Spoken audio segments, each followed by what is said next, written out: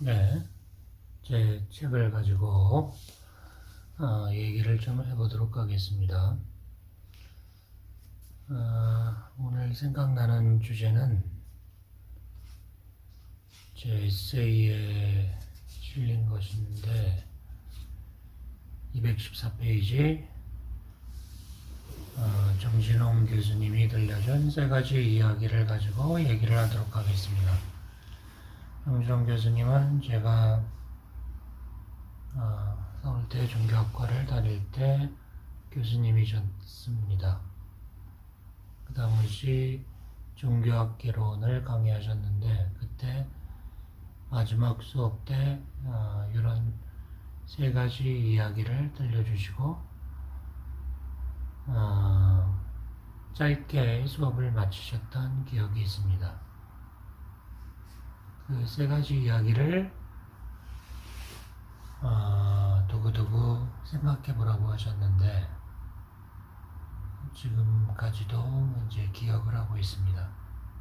그래서 이 책에 실었는데 그 세 가지 이야기 중에서 첫 번째 이야기는 확실치가 않습니다. 그러나 제가 기억하고 있는 만큼만 되살려 보도록 하겠습니다. 아프리카에서 어떤 사람이 스승에게 거인의 모습을 한 신에 대한 이야기를 들었다. 스승이 말했다. 옛날에 신은 거인의 모습을 하고 있었지. 이런저런 생김새였고 말과 화살을 들고 다니면서 사람들을 죽였어. 그러나 신은 이제 사라졌어. 더 이상 실제하지 않아. 그 말을 들었는데 그 제자가 길을 가다가 이야기 속의 거인과 동일하게 생긴 거인을 만나게 됩니다. 그는 거인에게 말합니다. 당신 신이네? 그런데 당신은 실제하지 않아. 거인이 말했다. 뭔 소리요? 뭔 소리냐 하면 내가 스승님한테 당신 이야기를 들었거든. 이런저런 모양으로 생긴 거인신이 있다고. 그런데 그 거인신이 없어졌대. 그러니 당신은 실제하지 않는 거야. 거인이 말했다. 뭔 소리야? 나는 지금 여기 이렇게 살아있는데. 당신은 이야기 속의 존재야. 당신이 존재한다는 건 환상일 뿐이야.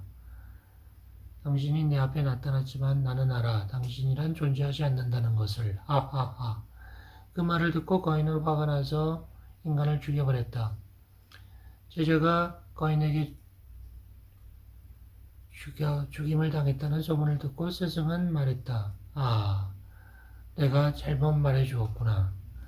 아무리 존재하지 않는 것이라도 힘을 가진 것은 실제하는 것과 동일하다는 것을 말해주었어야 했는데 라는 이야기입니다.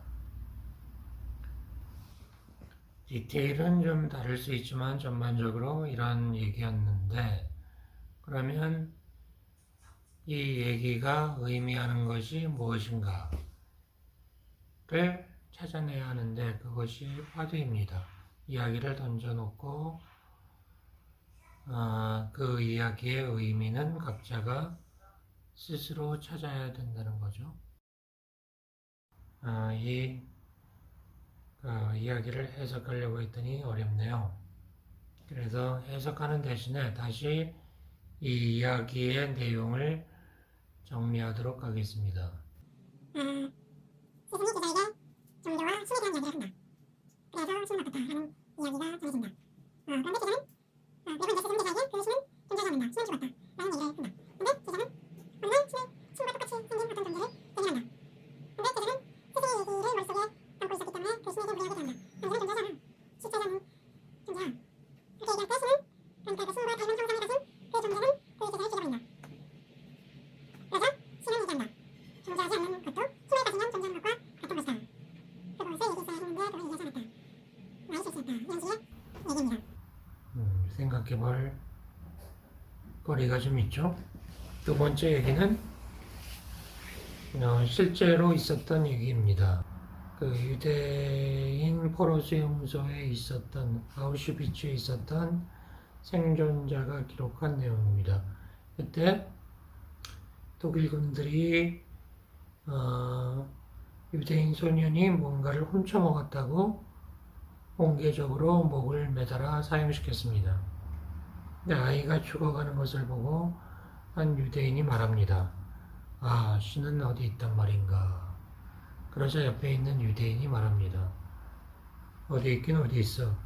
저기 목매달려서 죽어가고 있지 않소.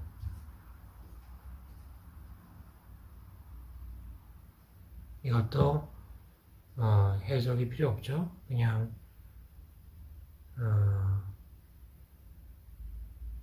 생각해 볼 거리가 있죠. 굳이 얘기를 한다면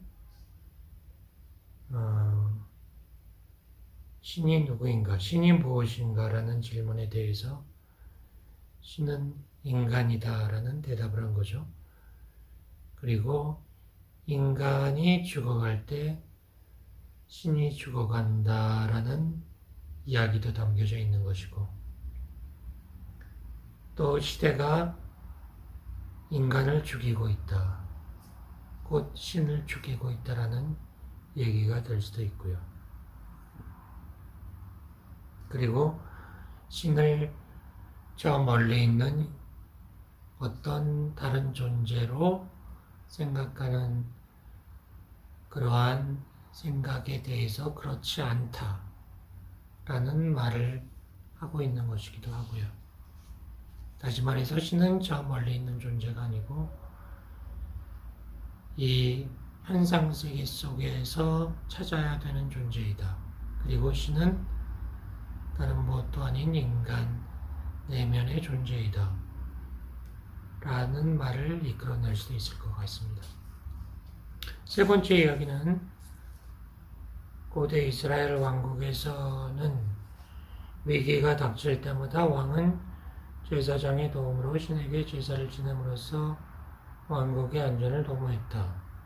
어느 날 적국이 침략하자 왕은 제사 절차를 잘하는 훌륭한 제사장을 모시고 제사를 모시게 되었다. 왕은 이렇게 기도했다. 신이여, 이렇게 최선을 다해서 제사를 지내니 저희를 불쌍히 여기시고 도우소서. 그러자 신은 그 기도를 받아들였다. 그리고 왕은 적국의 침략을 막아내서 왕국을 지킬 수 있었다. 시간이 흘렀다. 후대의 왕이 다시 적국의 침입을 받아 국가 위기를 맞이했다. 왕은 당대의 제사장을 모셔서 제사를 지내려 하는데 그 제사장은 제사 절차를 많이 잊어버리고 있었다. 그러나 왕과 제사장은 최대한 기억을 되살려서 제사를 지내기로 했다. 그렇게 제사를 지내는 게 안 지내는 것보단 낫다고 생각한 것이죠. 그래서 이렇게 간구했다. 제사의 형식을 잊어서 죄송합니다. 제사가 완전한 제사는 아니지만 불쌍히 여기시고 우리를 도우소서. 그러자 자비로운 신은 그 기도를 들어주셨다. 그리고 왕은 적국을 막아내서 지킬 수 있었다. 또 시간이 흘렀다. 후대의 왕이 또 위기를 맞아서 당대 제사장을 불렀다. 근데 이제 정말 문제가 생겼다. 제사장들이 원래의 제사법을 다 잊어버리고 있었던 것입니다. 그래서 제사를 지낼 수 없게 된 것이죠. 그래서 왕은 할 수 없이 형식 없이 기도를 드렸습니다. 신이여, 이제 제사를 형식에 맞게 드리지 못하게 되었습니다. 죄송합니다. 그러나 우리의 간절한 마음으로 기도하니 우리를 불쌍히 여기시고 우리를 도우소서. 그러자 신은 그 기도를 또 들어주셨습니다. 그리고 왕은 적국을 물리칠 수가 있었습니다. 이 이야기의 의미는 뭘까요?